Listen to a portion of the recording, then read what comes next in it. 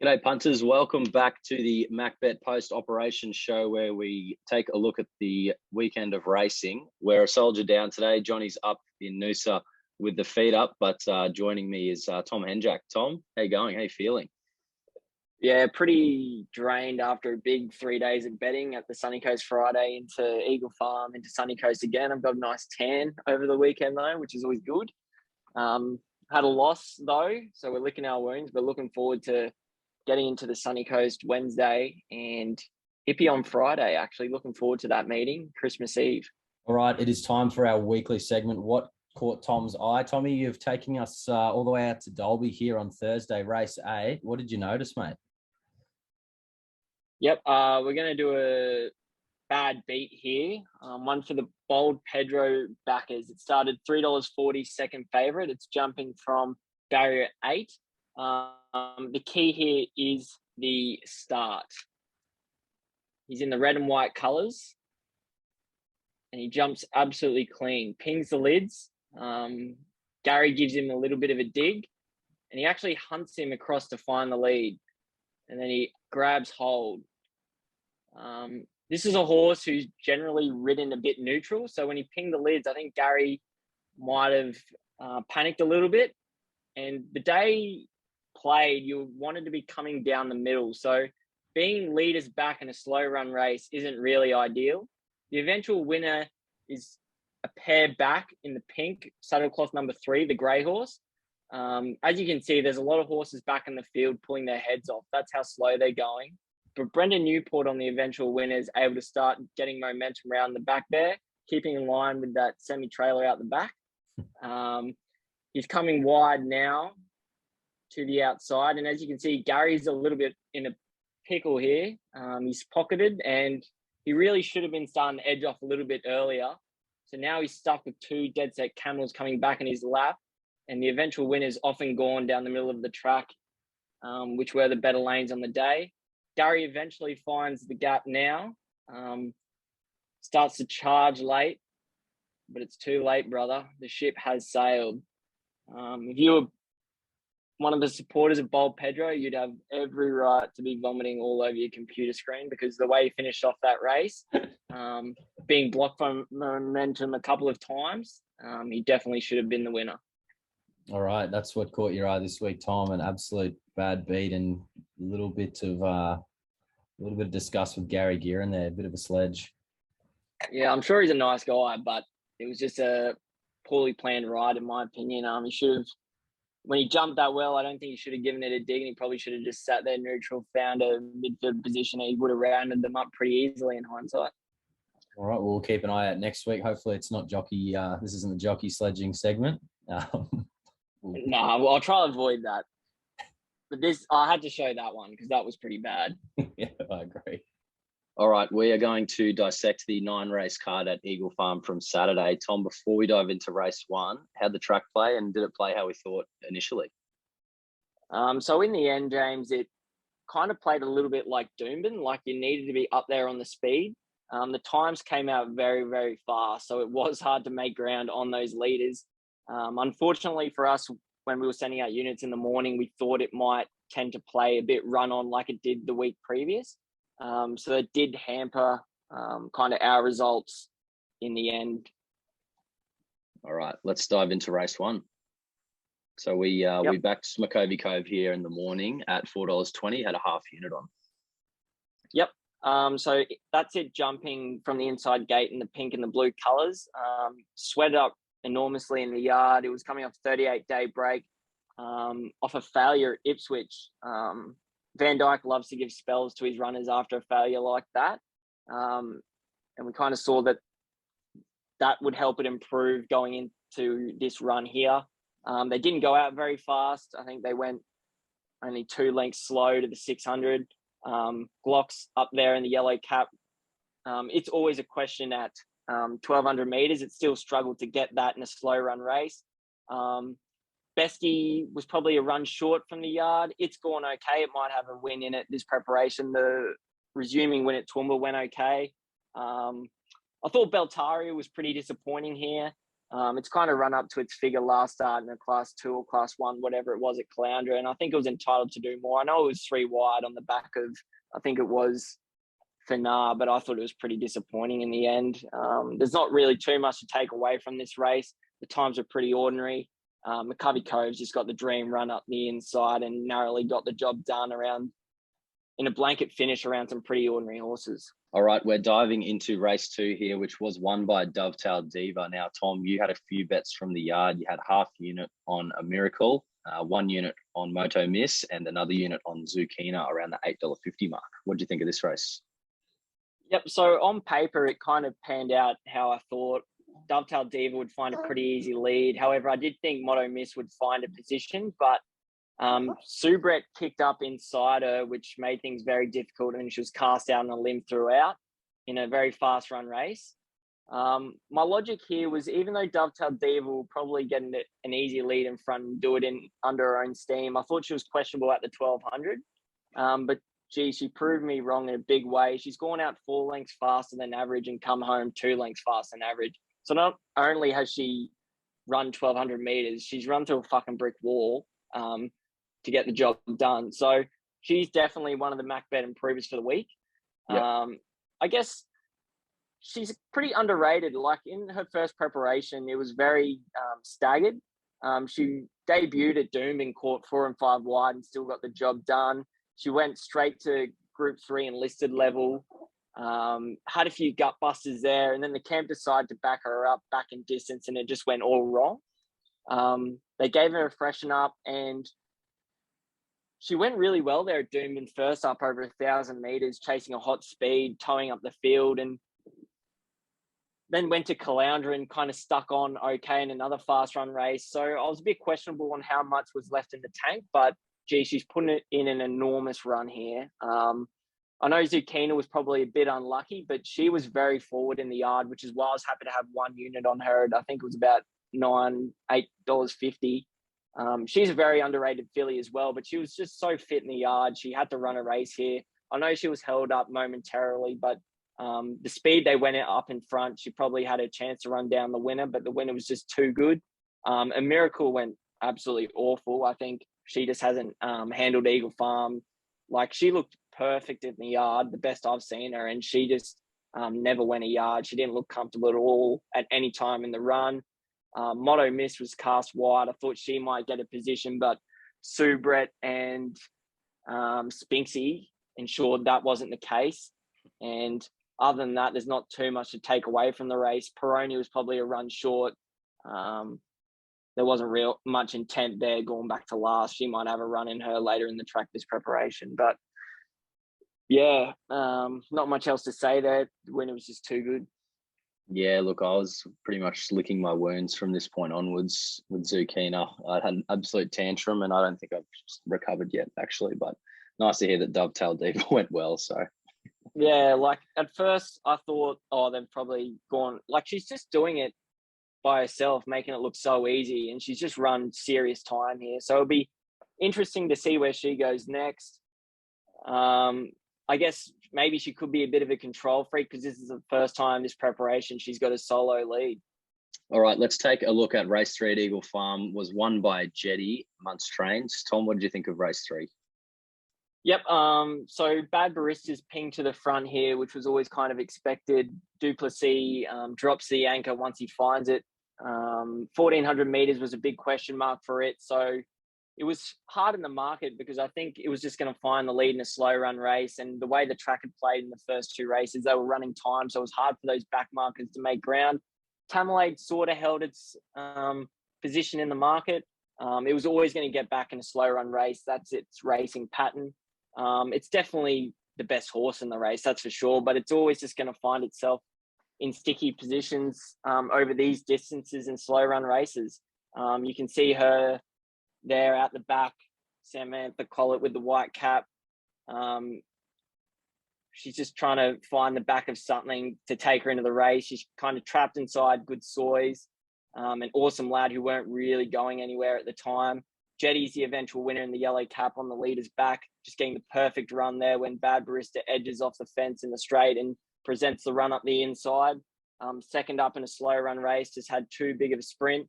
Tamalade had to kind of come around heels, and Jetty saved all the ground and won by a length. The times are nothing really flash. They've gone out 6 lengths faster than average and come home 4 lengths faster than average. There's not a lot of substance to this race. So I think Tamalade's obviously going well and has run enormous here against the pattern of the day and the tempo of the race, but he really does need to find a race with a bit of speed on a big track and probably up a distance, or else he's just going to be giving horses too much start in the future, and it's just never a betting proposition at these kind of prices for us. All right, we're diving into race 6 now. Race 4 and 5 were the staying races, so we're not going to sort of waste our time on them, but this one was won by Elisa's Dream under KWT. Yep. So the start's very important here. You see him absolutely ping the lids here. He ended up getting suspended for this ride because he doesn't have sufficient room once he crosses Pattis on Archer's Paradox. As you can see, that causes a fair bit of interference behind him in the field. Archer's Paradox checks off heels, over races, has to sit outside the leader. I did it again for Hanson, who was first up, gets in a really awful position. Queen Sweeper was the one I was happy to take on in the race. We ended up having 1 unit on Bronson Cherry and a half unit on Alicia's Dream. I thought the Caloundra race they came out of was definitely the form race you wanted to be with. It had the Saturday credentials and they ran good time that day. I was surprised the market just came for Queen Sweeper relentlessly. It almost started favourite. Unfortunately for Leah in connections, it almost jumped too well for its own good. It pings the lids, and when Pattis has to kind of edge off heels to get to outside the leader, she's caught 3 wide. And this is a horse that usually is ridden for cover and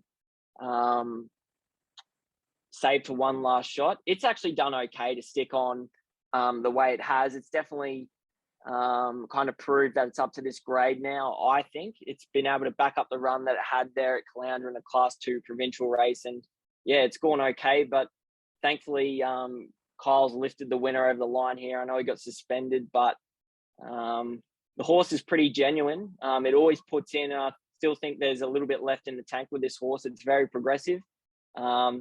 The disappointing horse, I guess, was Cherry, the one I did stick 1 unit on, the eventual favourite. It was always going to get the right run behind the speed, but it jumped really awkwardly and then just commenced to over-race throughout. It's probably still got a win in it somewhere. The Edmonds team's flying and they've kind of found its niche, 1,000-metre races.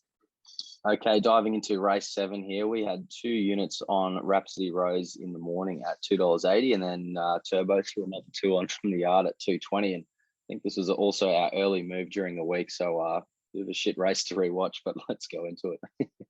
Yeah, this is a painful watch. Left a really sour taste in my mouth afterwards. The way the track was playing, you had to be there on the speed, as you saw in the last race. There was nothing really making ground. On paper, it looked like Rhapsody Rose would probably get an easy lead. Once I left the yard, I was thinking it paraded exactly how you wanted to see it. And the other leader in the race being Release the Beans, its coat was pretty ordinary and it definitely needed the run. So I was thinking they're definitely not going to put this thing forward into the race and kind of carve up the leader. And lo and behold, that's what happened. Dittman and Heathcote have come up with a strategy which has absolutely undone Rhapsody Rose. Credit to them, though. Rhapsody Rose is a control freak. She does get fizzed up in the yard. She can do things wrong. So if you do apply pressure to her, as we saw here, she decided that today she wasn't going to put in, and she's tailed off to the end. Can't blame Eagle Farm. She's performed there. She's ran time there before. And I guess, it was just a painful watch in the end. I kind of knew we were in trouble as soon as Release the Beans went forward and it wasn't half carding. It was eyeballing her 3 out. I mean, Release the Beans has done a pretty good job here. It's gone 2 lengths faster than the class average and still stuck on for third here, first up with improvement from the yard. So can't knock it.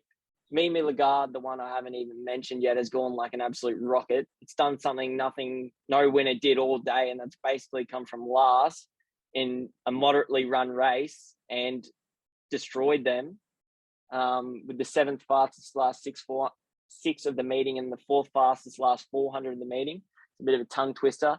It had the blinkers going on for the first time with a 35-day spell. I mean, everyone can see that was just a breathtaking win. The way it's round up the field pretty easily. The camp's been saying for weeks that she only does what she needs to do to get the win, and she's done that here in authority. Far too easy. I'm not sure it's really an Eagle Farm type. I think it's done okay here to run second. I've got some futures bets on it for the 3-year-old Guinea, so I'm hoping that they're still alive. Other than that, I don't think there's too much to take from the race. Tiger Heart was first up. I don't think it handles the track. It got in a really tricky position as well. Boxed in there, wasn't really comfortable at all. It's probably a forgive. Other than that, I don't think there's too much you can say other than the winners. Obviously, a class above. Rhapsody Rose kind of needs control. I'm tipping they'll send it out for a spell now, and Release the Beans perhaps can be followed in something a bit easier. I don't think that it's up to this level, but it's definitely a genuine horse, and I definitely underrated it pre-race. All right, diving into race 8 now. Bit of another pretty tough watch for us, but yeah, Stampy ended up winning the race out of the Munts camp there, and we had 2 units on Tricky Gal in the morning at 460, half unit on Count of Monte Cristo at 17s, and half unit on Tumbler Ridge at $5. Tom? Yep. So the way we went into this race, we were thinking Stampy will probably get an easy lead, but I don't think the track will be too beneficial for leaders. And after race 3 or race 4, whenever I clicked that you need to be up there on the speed, I kind of knew that we were fucked, to put it plain and simple. Stampy's an Eagle Farm horse. He runs time, and when he found the lead and Tricky Gal was probably 3 to 4 lengths off it, I knew we were in a bit of trouble. However, Stampy is definitely a genuine horse, that's for sure. Definitely underrated him going into the run. He's gone to a new peak here on our ratings. He's gone out 5 lengths faster than the class average and still been able to hold off the closers. All credit to the winner. I'll happily admit I got this race wrong. Tricky Gal, I don't think really handled the track. It's tracked into the race okay. It's run the fastest 6-4 split of the race and just hasn't let down in the straight. It hasn't run up to the ratings that it can do in Sydney. It's just kind of boxing on there. It hasn't really attacked the line, in my opinion. Profit's a good run from the back. Back and wide was a hard position to be in on the day. Definitely had improvement from the yard, coat, and fitness-wise. Tumbler Ridge, not sure what to do with it now. It kind of had the perfect run given the tempo, I think, and it was in that second pair. Third up, peaking in the yard. It's gone backwards by almost 6 lengths or so on its last start run. I had to think about it today. This is the first time it's been in a pretty fast run race, this preparation. That's all I can kind of put down the performance to. It started 410 favourite and hasn't fired a bullet, handles Eagle Farm. So still scratching my head onto what's going on there. Alligator Blood was the interesting runner for me. It was very well supported in the market. I think it hit $7 in the morning. And I'm not quite sure how. It was such an interesting betting move, especially off the last start. I know it trialled well prior, but it didn't even hit the line. They're second up. I know it was going to be there on the speed, but it still had to do it with 61 kilos. And I think you can definitely say it's completely gone now. Sambro's returned okay. It'll be popping up somewhere in Magic Millions week for Waller there. No doubt that'll be a target for it, as will Profit as well, I guess. Count of Monte Cristo, the one we had half a unit on. I guess it's gone okay. I know it was a bit unlucky in the straight, but it's kind of run up to its usual kind of figure. I'm not kind of sure where it goes to now either. Red Chase, not sure where they do for it. It's had a torrid run outside the leader in a fast run race, but it was fit enough to run a race there on Saturday, and it's towed out as well. Not much else to say from there. Yeah, just licking the wounds after those 2 races there. They were both complete strip outs. Last race, that goal. All right, the lucky last year at Eagle Farm, race 9. Tom, you ended up having a unit here on June 45, midway through the meeting. What was the rationale behind that? Well, I've kind of fluked one here because I thought it would be on speed, but also I just thought the way the track had been playing, and it was pretty hard that it was the horse you kind of wanted to be on, and it was going to get in the right position always, whether that was going to be on speed or midfield. The key to this race is actually in the first 150 meters. It kind of jumps away slow, but Boris takes a quick left glance over to see what the rest are doing, and he spots that Ben Thompson's going to try get a position midfield, and he makes sure he kicks up to keep him wide. Lethal Warning was taking a big jump in class off a Sunny Coast Provincial Class 1 to a Saturday benchmark 72 here, and his usual back marker, he does a lot wrong in his runs, and he's forced to kind of just push forward because he can't get in, and he ends up third, having to tow up the field. I know the leaders went slow in front. They only went 1.5 lengths slower than average, and it's done by Brian Each, who is no star, and he's kind of outside Smoky Diamond, who's no star either. It kind of started 50-1, but it's just a very unfavorable position to be in when you're a usual back marker. So instantly he was cast. He gets on the back of Spokesman. Spokesman was always going to be a worry going up to the mile. He struggles to run out 1,400 meters. So I know he does loom here and appears to absolutely cat it, but he's just a horse that doesn't run a mile. Boris does an excellent job here of just getting off his back at the right time, peeling him out. He's a big horse, June 45, so you need to get him going early and just winds him up here.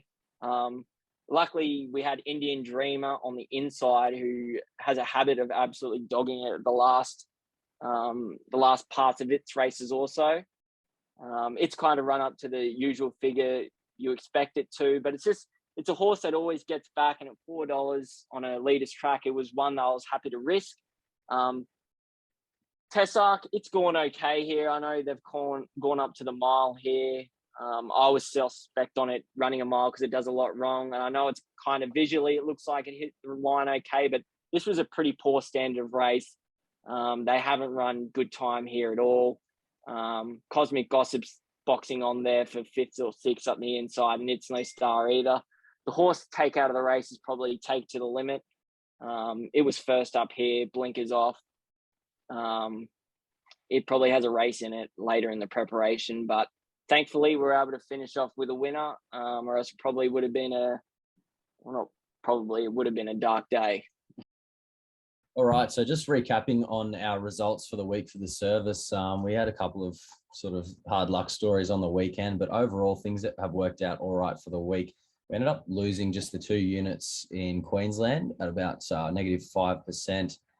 Early Mail lost 12 units, and Yard actually won 10.7 units at 51%. Does that surprise you at all, Tom? The Yard seems to be going all right. Yeah, well, there's no surprise because I was in the Yard all weekend, being Friday, Saturday, and Sunday. But no, Sunday was bad performance by me. But yeah, I think one of the main contributors for that on the weekend was with Eagle Farm. We thought it was going to be a run on track, and it ended up being kind of dynamite on pace. So that doesn't really surprise me. And obviously John did a good job at Ipswich on Thursday, or might have been Wednesday, catching onto that pattern pretty early. That's something we're definitely looking for going forward.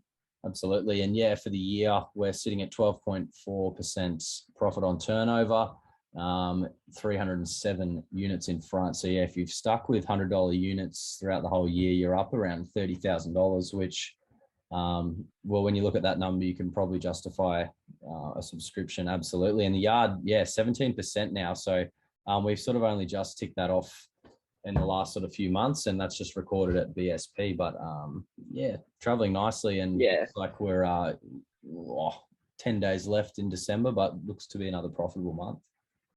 Yep. That's something we're trying to incorporate a lot more. Not only picking apart races from the Yard and singling out horses that can't win, but also catching on to bias and track bias early enough and taking a price before the market catches on, because there was a few times on the weekend where horses got into unbackable prices, even though they were well suited. They just got into prices where we couldn't put units on late. For sure. And yeah, the cheeky little bombs midway through the day on the last couple of races have been good as well. You seem to work out the track bias. Yeah, I think we're we're 2 from 2 now. Yeah, absolutely. Yeah, so put the lock on now, but hopefully it can continue this week. I'll double my units on those, and yeah, you watch what happens. Yeah. Oh no.